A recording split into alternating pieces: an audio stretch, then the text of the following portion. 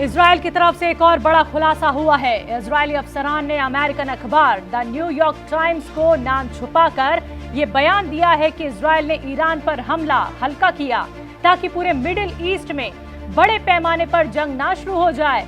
ये तो वही बात हुई कि अंगूर नहीं मिले तो खट्टे हैं। इजराइल अपनी झेप छुपाने के लिए अब ये सब बयानबाजी करवा रहा है। पहले तो डर की वजह से ये माना नहीं कि हमला उसने किया है और अब बाद में हल्का हमला हुआ क्योंकि वो वर्ल्ड वॉर नहीं चाहता। दरअसल इजराइल सिर्फ बेबस फिलिस्तीनियों पर ही अपनी ताकत दिखा सकता है जो निहत्थे हैं। ईरान जैसे ताकतवर मुल्क से इजराइल को शायद डर लगता है। American daily newspaper the New York times के मुताबिक इजराइल के 3 सीनियर अफसरान ने पहचान छुपाने की शर्त पर यह बताया कि इजरायली नेताओं ने पिछले हफ्ते ईरान भर में कई फौजी ठिकानों पर बमबारी करने की चर्चा की, जिसमें 13 अप्रैल को ईरानी हमले के जवाब में ईरानी राजधानी तेहरान भी शामिल था। अगर इजराइल ईरान पर बड़ा जवाबी हमला करता तो ईरान के लिए इस तरह के बड़े और तबाहकुन हमले को नजरअंदाज करना बेहद मुश्किल होता और ईरान के जरिए एक बार फिर इजराइल पर जबरदस्त हमला करने के इम्कान बढ़ जाते, जिससे मिडिल ईस्ट में एक बड़ा इलाकाई फसाद फैल सकता था। ताहम अमेरिकी, ब्रिटिश और जर्मन लीडरों के जरिए बेंजामिन नेतन्याहू को बड़ी जंग से रोकने के लिए उन पर दबाव बनाने के बाद इजराइल ने बड़ा हमला करने की सोच को तर्क कर दिया। इजरायली अफसरान और 2 सीनियर वेस्टर्न अफसरान के जरिए हमले के बारे में दी गई मालूमात के मुताबिक इजराइल ने जुम्मे को ईरानी एयर स्पेस में लड़ाकू विमान भेजने के बजाय उससे कई 100 मील दूर से विमानों से थोड़ी तादाद में मिसाइलें दागी। हालांकि ऑफिशियल तौर पर इजराइल ने इस हमले पर बात करने से इनकार कर दिया। अब सवाल ये उठता है कि आखिर इजराइल कितना बड़ा हमला करने का मंसूबा बना रहा था। न्यूयॉर्क टाइम्स को नामालूम इजरायली अफसरान ने बताया कि ईरान के बड़े हमले के बाद इजराइल ने बदला लेने की ठान ली थी। इसको लेकर नेतन्याहू और जो बाइडेन की फोन पर बात भी हुई। जो बाइडेन ने नेतन्याहू को समझाया कि वो ईरान के हमलों को नाकामयाब करने की कोशिश को एक जीत के तौर पर देखे और आगे ईरान पर किसी किस्म के हमले की जरूरत नहीं है। लेकिन इसके बावजूद इजरायली सरकार ने अमेरिका को ये इशारा देना शुरू कर दिया कि वो अभी भी जवाब देने का मंसूबा बना रही है। इजरायली अफसरान ने कहा कि एक बड़े जवाबी हमले के बजाय जो ईरान के नेताओं को ये यकीन दिला सकता है कि उनके पास जवाब देने के अलावा कोई ऑप्शन नहीं है। उन्होंने एक छोटे हमले के मंसूबे पर समझौता किया। बड़े हमले का मंसूबा इसलिए भी टाल दिया कि इसके नतीजे में ईरान के हिमायत याफ्ता ग्रुप हिजबुल्लाह के फसाद में और ज्यादा इजाफा हो जाता। तेहरान के अफसरान भी हमले के लिए इजराइल को दोषी ठहराने से काफी हद तक बचते रहे और खुद इजराइल ने भी इसकी जिम्मेदारी नहीं ली। दोनों मुल्कों के इस रवैये के चलते इलाकाई तनाज़े का जोखिम कम हो गया। लेकिन इस सबसे एक बात ये वाज़ेह हो गई है कि अमेरिका समेत बड़े बड़े वेस्टर्न ईरान से सीधा पंगा लेने से खूब डरते हैं, क्योंकि सबको मालूम है कि इलाकाई जंग हुई तो बड़े पैमाने पर तबाही होगी और इसका ठीकरा सीधे अमेरिका के सर पर फूटेगा। क्योंकि तारीख इस बात की गवाह है कि मिडिल ईस्ट में आज जो हालात हैं उसका जिम्मेदार अमेरिका और उसके अलाइज के काले कारनामे हैं। वजीर आजम नरेंद्र मोदी के मुसलमानों के खिलाफ दिए गए बयानों के बाद सियासत तेज हो गई है। कांग्रेस पार्टी ने वजीर आजम पर तीखा हमला बोलते हुए उन पर नफरत की सियासत करने का इल्ज़ाम लगाया। दरअसल राजस्थान के बांसवाड़ा में एक रैली को खिताब करते हुए वजीर आजम ने कहा था कि अगर कांग्रेस हुकूमत में वापस आई तो मुल्क की दौलत को मुसलमानों में बांट देगी। वजीर आजम के बयानों का जवाब देते हुए कांग्रेस के लीडर राहुल गांधी ने कहा कि पहले फेज की वोटिंग से हताश होकर वो इस तरह की बयानबाजी कर रहे हैं। इसके अलावा वजीर आजम मोदी ने कांग्रेस पार्टी के मैनिफेस्टो को लेकर भी पार्टी को घेरा। उन्होंने कहा कि कांग्रेस मुल्क के लोगों की दौलत जमा कर घुसपैठियों और ज्यादा बच्चा पैदा करने वालों को बांटना चाहती है। कांग्रेस के लोग हिंदू खवातीन के सोने और मंगलसूत्र तक को छीनना चाहते हैं। गोल्ड ले लेंगे, सबको वितरित कर देंगे। और पहले जब उनकी सरकार थी उन्होंने कहा था कि देश की संपत्ति पर पहला अधिकार मुसलमानों का है। इसका मतलब ये संपत्ति इकट्ठी करके किसको बांटेंगे? जिनके ज्यादा बच्चे हैं उनको बांटेंगे। घुसपैठियों को बांटेंगे। क्या आपकी मेहनत की कमाई का पैसा घुसपैठियों को दिया जाएगा? आपको मंजूर है ये कांग्रेस का मैनिफेस्टो कह रहा है।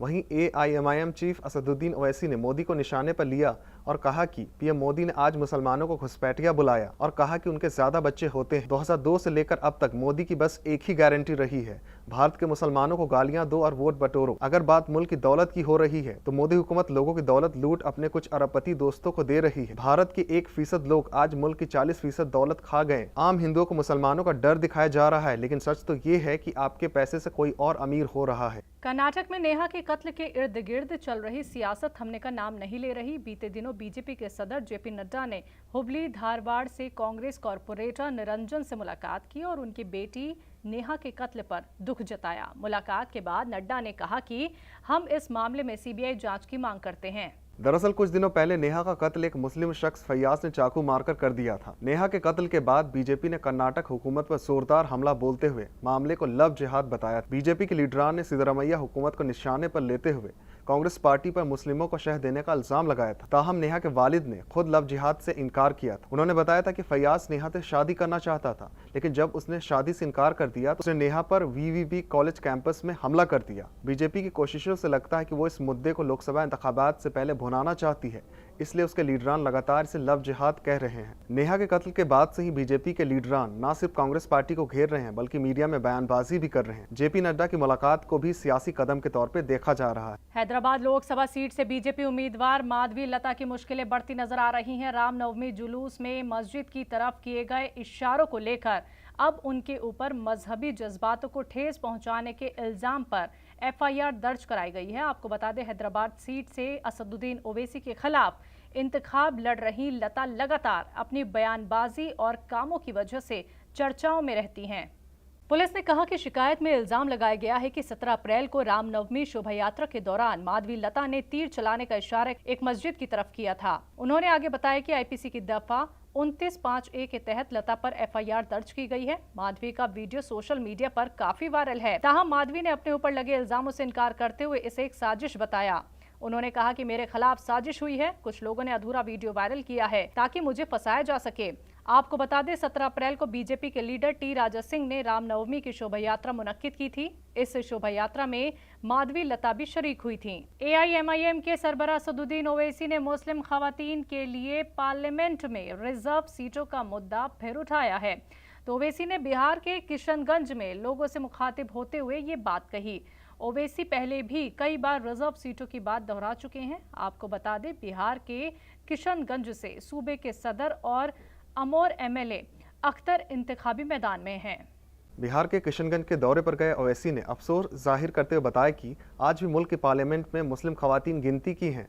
उन्होंने आगे बताया कि अब तक 17 लोकसभा इंतखाबात में सिर्फ 20 मुस्लिम खवातीन ही चुनकर पार्लियामेंट आ पाई हैं। इसलिए ज़रूरी है कि उनके सीटों को रिजर्व किया जाए ताकि मुस्लिम खवातीन को भी अपनी बात कहने का मौका मिल सके। इसके अलावा ओवैसी ने बीजेपी और RSS के AIMIM के खिलाफ लगाए गए दावों को भी खारिज कर दिया। उन्होंने कहा कि बीजेपी और RSS के लोग हम पर इल्ज़ाम लगाते हैं कि हम खवातीन की सियासत में हिस्सेदारी के खिलाफ हैं, लेकिन इन लोगों को नहीं मालूम कि AIMIM हमेशा से खवातीन की सियासत में हिस्सेदारी की हिमायत करती है। यहाँ तक कि सालों पहले 2004 में हमने हुमैरा अजीज को इंतखाबी मैदान में उतारा था। तो वजीर आजम नरेंद्र मोदी ने एक तरफ जलसे को खिताब करते हुए लोगों को चेताया कि कांग्रेस और इंडिया इत्तेहाद लोगों की जायदाद हड़प कर सब में बांटना चाहती है, तो दूसरी तरफ बीते दिनों कांग्रेस ने अपना मैनिफेस्टो जारी किया था। तो मैनिफेस्टो में मुल्क और मुल्क के लोगों की जायदाद के सर्वे करवाने की बात कही गई थी। मैनिफेस्टो के सामने आने के बाद से ही वजीर आजम नरेंद्र मोदी कांग्रेस पर हमलावर हैं और क्या कुछ कहा नरेंद्र मोदी ने, आगे सुनवाते हैं। कांग्रेस और इंडी गठबंधन की नजर अब आपकी कमाई पर है, आपकी संपत्ति पर है। कांग्रेस के शहजादे का कहना है कि उनकी सरकार आई तो कौन कितना कमाता है, किसके पास कितनी प्रॉपर्टी है, किसके पास कितना धन है, किसके पास कितने मकान है, उसकी जांच कराएंगे। इतना ही नहीं, वो आगे कहते हैं कि ये जो संपत्ति है उनको सरकार अपने कब्जे में लेकर उसको सबको बांट देगी। कलकत्ता हाई कोर्ट ने 2016 की वेस्ट बंगाल टीचर भर्ती रद्द करने का हुक्म दिया है। इसके अलावा भर्ती किए गए टीचरों से 7 से 8 साल के दौरान मिली तनख्वाह वापस लेने का भी हुक्म दिया है।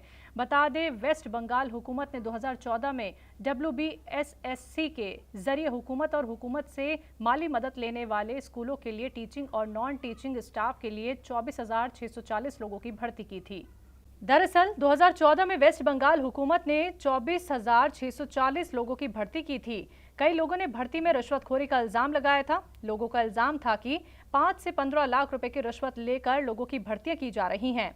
कलकत्ता हाईकोर्ट को इस मामले में कई शिकायतें मिली थी। भर्ती में हेराफेरी के मामले में सीबीआई ने वेस्ट बंगाल के साबिक वजीर तालीम पार्थ चटर्जी, उनकी करीबी अर्पिता मुखर्जी और एसएससी के कुछ अफसरान को गिरफ्तार किया था। ताहम हाईकोर्ट का फैसला आने के बाद ममता बनर्जी ने नाराजगी जताते हुए इसे गैर कानूनी बताया। उन्होंने कहा कि हम उन लोगों के साथ खड़े हैं जिनकी नौकरी गई और इस फैसले के खिलाफ हम सुप्रीम कोर्ट जाएंगे। दिल्ली के वजीर आला अरविंद केजरीवाल ने तिहाड़ जेल सुपरिटेंडेंट को खत लिखा है, इंसुलिन की मांग रखी है। इसके अलावा केजरीवाल ने तिहाड़ जेल के जिम्मेदारों पर झूठ बोलने का इल्जाम लगाया। दरअसल बीते दिनों आम आदमी पार्टी ने ये इल्जाम लगाया था कि अरविंद केजरीवाल को जेल में मारने की साजिश हो रही है। डायबिटीज का मरीज होने के बावजूद भी केजरीवाल को इंसुलिन नहीं दिया जा रहा। सुपरिटेंडेंट को लिखे खत में केजरीवाल ने बताया कि उन्हें ब्लड शुगर लेवल की रीडिंग 250 से 320 के बीच में है, इसलिए इंसुलिन और सही इलाज उन्हें मुहैया करवाया जाए। इसके अलावा केजरीवाल ने जेल के जिम्मेदारों को भी आड़े हाथों लिया। उन्होंने जेल के जिम्मेदारों पर सियासी दबाव में काम कर उनकी सेहत के बारे में गलत जानकारी देने का इल्जाम भी लगाया। वहीं दूसरी तरफ जेल के अफसरान ने दावा किया कि केजरीवाल को हर जरूरी इलाज और एम्स दिल्ली के डॉक्टरों से वीडियो कॉन्फ्रेंसिंग की सहूलियत दी गई है। आपको बता दें, पिछले कई दिनों से अरविंद केजरीवाल की सेहत को लेकर सियासत गर्म है। आम आदमी पार्टी का इल्जाम है कि तिहाड़ में केजरीवाल को ना इंसुलिन मिल रही और ना सही इलाज, जिसकी वजह से उनकी सेहत लगातार खराब हो रही है। सुप्रीम कोर्ट ने 14 साल के रेप सर्वाइवर को करीब 30 हफ्ते की प्रेगनेंसी में अबॉर्शन कराने की इजाजत दे दी है। सुप्रीम कोर्ट ने आज यानी 22 अप्रैल को मुंबई के लोकमान्य तिलक अस्पताल को तुरंत अबॉर्शन के लिए इंतजाम करने का हुक्म दिया। सुप्रीम कोर्ट ने 19 अप्रैल को इस मामले में अर्जेंट सुनवाई की थी, जिसमें कोर्ट ने लड़की का मेडिकल करने का हुक्म दिया था। चीफ जस्टिस DY चंद्रचूड़ और जस्टिस JB पारदीवाला की बेंच ने हुक्म देते हुए कहा कि हम अबॉर्शन की इजाजत इसलिए दे रहे हैं क्योंकि ये संजीदा मामला है, हर घंटा लड़की के लिए अहम है। बेंच ने आगे कहा कि मेडिकल रिपोर्ट में साफ कहा गया है कि प्रेगनेंसी जारी रखने से लड़की की सेहत पर बुरा असर पड़ेगा। ताहम रिपोर्ट में यह भी कहा गया है कि अबॉर्शन कराने में थोड़ा खतरा तो है, लेकिन प्रेगनेंसी जारी रखने में और भी बड़ा खतरा है। दरअसल नाबालिग की मां ने पहले बॉम्बे हाई कोर्ट में अर्जी दाखिल की थी। 4 अप्रैल को बॉम्बे हाई कोर्ट ने नाबालिग को अबॉर्शन की इजाजत नहीं दी। इसके बाद लड़की की मां ने सुप्रीम कोर्ट में अर्जी डाली थी। सुप्रीम कोर्ट ने 19 अप्रैल को हाई कोर्ट के फैसले को खारिज करते हुए नाबालिग का मेडिकल चेकअप कराने का हुक्म दिया था। उत्तर प्रदेश हुकूमत में कैबिनेट वजीर संजय निषाद पर संत कबीर नगर में हमला हो गया। हादसा उस वक्त हुआ जब वो एक शादी में शामिल होने के लिए गए थे। हमले में निषाद को चोट आई। निषाद ने हमले का इल्जाम सपा और यादवों पर लगाया। हमले के बाद संजय निषाद को उनके हामी अस्पताल ले गए। अपनी हिफाजत में हुई चूक से नाराज होकर वो अस्पताल के बाहर रात 1 बजे पुलिस चौकी पर धरने पर बैठ गए। उन्होंने इल्जाम लगाया कि समाजवादी पार्टी और यादव मुआशरे के लोग उनको नुकसान पहुंचाना चाहते थे, इसलिए हमला हुआ। हादसे के बाद SP सत्यजीत गुप्ता और ASP शशि शेखर सिंह मौके पर पहुंचे। उन्होंने निषाद के हामियों को मुजरिमों की जल्द गिरफ्तारी का यकीन दिलाया, जिसके बाद ही संजय निषाद ने रात 2:30 बजे धरना खत्म किया। पुलिस ने 8 लोगों के खिलाफ FIR दर्ज की है। इसमें 4 लोगों को गिरफ्तार कर लिया गया है। संजय निषाद ने बयान जारी कर बताया कि मैं निषाद मुआशरे नुमाइंदगी करता हूं। मेरे जितने कारकुन हैं उनके यहाँ शादी में जरूर जाता हूँ। इतवार को मोहम्मदपुर कठार गांव में मेरे एक कारकुन की शादी थी, उसमें मेरी बीवी को जाना था, लेकिन वो नहीं जा पाई, इसलिए मुझे आना पड़ा, जिसके बाद कुछ लोगों ने बिना किसी उकसावे के हमला कर दिया। शराब घोटाला मामले में तिहाड़ जेल में बंद दिल्ली के वजीर आला अरविंद केजरीवाल से जुड़ी अर्जी पर सुनवाई करते हुए दिल्ली हाई कोर्ट ने सख्ती दिखाई है।